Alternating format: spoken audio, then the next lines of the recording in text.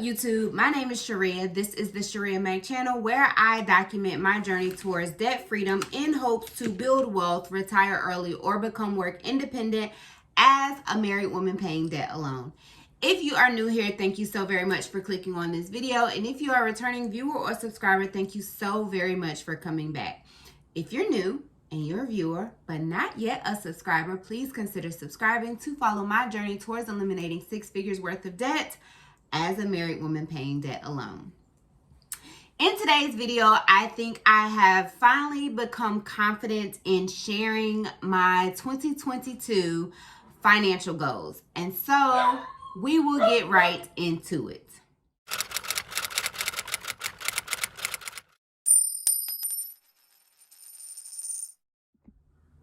So as many of you are aware, I recently left W-2 employment and I went into full-time self-employment as a therapist, licensed clinical social worker in private practice virtually. And just making that transition has been liberating and scary at the same time.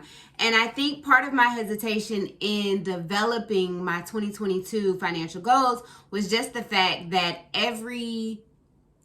my financial goals depend solely on how much work I put in, because all of my income will come from all of the work that I do. And I know it's like, well, that's exactly how it works when you have a job. Yes and no. Like, you can take the 2 weeks of vacation, or you can go to work sometimes, which is not, the best thing, but you can go to work sometimes and not do the work. But if I come to work now and I don't show up for the clients, I do not get paid. And I think the fear behind the responsibility that I have as an entrepreneur kind of discouraged me from making and saying out loud my 2022 financial goals. And so, although this is the first month, well, I technically became a full-time entrepreneur February 1st of 2022. And so we're roughly going on 3 weeks. And I really felt like I needed to sit with what I was able to do in February before I could fully commit to the things I had festering financially as goals for 2022. But I'm feeling a lot more confident about the fact that I will make a decent amount of income. And I've also explored my flexibility that I have within myself if I do not meet the goals. And I think that is part of the problem. As a therapist, I feel like sometimes when we make these commitments to do things, it's like it has to be done, and there's not enough conversation. There's a whole lot of conversation about goals, financial goals, personal goals, development goals. But there's not enough conversation about how to get over the disappointment or how to be flexible with those goals in a way that does not allow you to internalize not meeting the goal as a failure.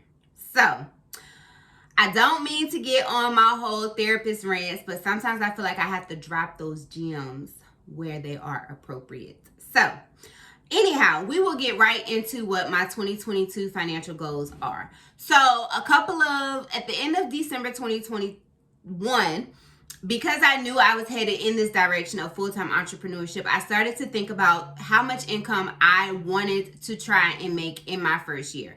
And I don't know, honestly, if the income that I want to make is realistic.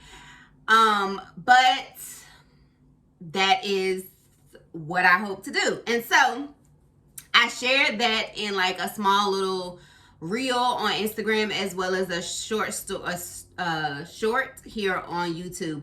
But my financial goal as far as income, my 2022 financial income goal as an entrepreneur is $80,000 to $120,000. And for some, you may be thinking like, whoa, you are really shooting for the stars. And that is true. But that is in my $80,000 is the minimum. And that is because I was making $76,000 in my job before I left. And so I feel like with all of the contracting positions that are available to LCSWs with the rise on, well, the increased need for mental health professionals. If all else fails and no clients show up to my private practice, I could always get a couple of contracting positions to still make up that $80,000. And I am open to that. So that is income financial goal number 1. Financial goal number 2 is, and this 9 of them total, is to max out my 2021 IRA. So before I left my job when I left my first job in Child Protective Services in April 2021, I tried to explore all the ways that, I tried to explore the options I had for bringing my 401k. It was either to leave it there or to bring it with me somewhere. And I interviewed quite a few financial advisors, and the one that I chose, made the statement that you leave a job for a reason, so why would you leave your money? And that really resonated with me, and ultimately I ended up hiring him. But so I ultimately decided it was either bring the 401k with me to my current job, which was UNC, or to put it somewhere separately. And so I decided to put it in an IRA. Just because of the flexibility I would have to take that out if I needed, knowing I was going into entrepreneurship, although my goal is to not to have to touch that and to start to invest more into that as I start to kind of drift further away from debt freedom into wealth building. So, and if you follow me over on Instagram, you know that I was able to complete that. So I am able to check that off my list. The third goal is to also max out my IRA for 2022, which is the total of $6,000. I don't know if I'll be able to make like the full lump sum payment like I was able to do for my 2021 contribution, but I do definitely plan on doing it. And I'm thinking it'll probably be like either three $2,000 payments or two $3,000 payments, but I'm just not sure. Or maybe even 6 $1,000 payments, but I'm not quite sure how I plan on doing that. My fourth goal is to decrease my student loans by 5%. So if you saw my student loan Saturday video at the first of the year, I currently have paid 16% of my student loan, my overall student loans, and I would like, in that video, I had said that I would love to reach 20%, but an additional 5% would take me to 21%, and I feel like that is doable for me. And that is not taking into consideration that I have applied for public service loan forgiveness based on the waiver information and the new things that were done in October. And so although I'm still waiting for that, and I feel like if that is approved, that will definitely exceed the 20%, but until I know for certain, my goal is just to eliminate 5% of that, and it'll probably continue to be to eliminate 5% until it is all the way gone. And that is because, like I said, although my student loan debt is very massive, it is 6 figures, I felt like I had to do one or the other.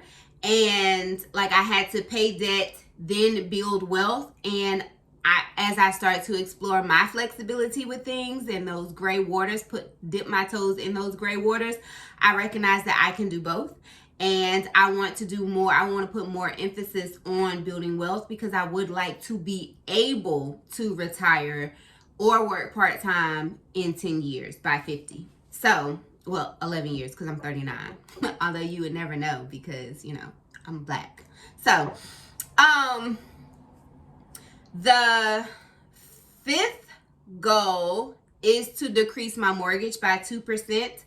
And which totals, so decreasing my student loans by 5% totals $6,182.21. And so what I will do from here is to break that down over what that payment will look like over 12 months. And then I will catch up for January, however much needs to be caught up.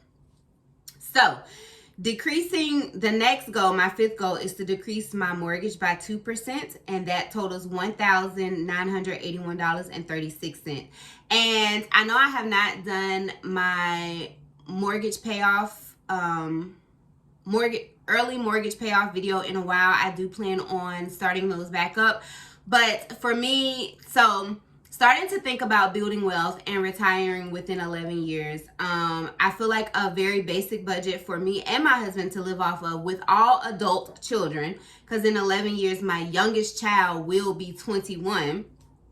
I feel like we could live very comfortably off of $3,000 as long as our primary mortgage is paid off. So my goal is to have that paid off before 10 years. So, and the reason that it is important to me to pay off that mortgage is because security is very important to me. And although my mortgage currently has a low interest rate of like 2.65%, the security of having no mortgage outweighs the fact that the interest rate is so low. My next financial goal for 2022 is to save for a new fridge. There's absolutely nothing wrong with our fridge, but we did get a new stove because we caught it on sale for like $300 from Lowe's. It was slightly damaged, and so we went ahead and bought that. And now I would just like a new fridge, and then I forgot to add this, but to get my kitchen painted. We have done a complete remodel of our kitchen, which should add about $20,000 in value to our home. Although we have no desire to sell our home, we still needed to update our kitchen. So that is $2,000. The next thing was to get my kitchen floors done. And if you watched my Transfer Tuesday, you know that I did save $800 towards getting my kitchen floors done. And so that has been completed, and I could mark that off my list. My eighth goal is to fully fund 2 vacations. One is to Mexico for my daughter who is graduating from high school. The other one is an adult trip. The Mexico trip is a family trip. The Jamaica trip is an adults only trip, and I feel like I should have about $8,000 for both of those trips. And as of right now, I have $1,000. So need to get caught up. And then finally, my ninth goal, financial goal, is to increase my Christmas and personal savings by $1,000 each. So $2,000 total. And that is just because I do save regularly for Christmas, $100 a month, and I end up with about $1,200. But the past couple of years, as my children have gotten older, I have increased what I like to spend on them and my husband and my mother. And I have also included other people on my Christmas list. And although I've never gone in debt for Christmas, I've had to spend more than what is in my sinking fund. So I would feel more comfortable having like $2,000 to $2,500 for Christmas. And I did have to take $1,000 out of my personal savings to cover some expenses for my daughter, and I would like to put that back. So when you total all of those, it comes up to about $26,963.57. And that number is large, but I still feel like it is doable, especially since I live on a monthly budget of about $4,000. 96357. And so when you take $4,000 times 12, that is 48. 4 times 12, that's $48,000. So I have about $40,000 additional dollars. If I only make the bare minimum of $80,000, that leaves me with about $40,000 to do all of this other stuff. And so I feel like it is doable. So that is it for my 2022 financial goals. I know that they are very late, and this is not typical behavior of me, but like I said, I was really struggling with committing to these financial goals as a new entrepreneur, full-time, where every cent I make solely depends on the work that I put in. So that is it. I'm sure you guys have done your financial goals. out of the financial goals that you have already set for yourself for 2022, which ones have you been able to eliminate? Which ones are you close to eliminating? Have you broken yours down by quarters, which is probably my next thing to do, is to break these down by quarters to make sure that I am on track and to be able to track that progress and share it with you guys.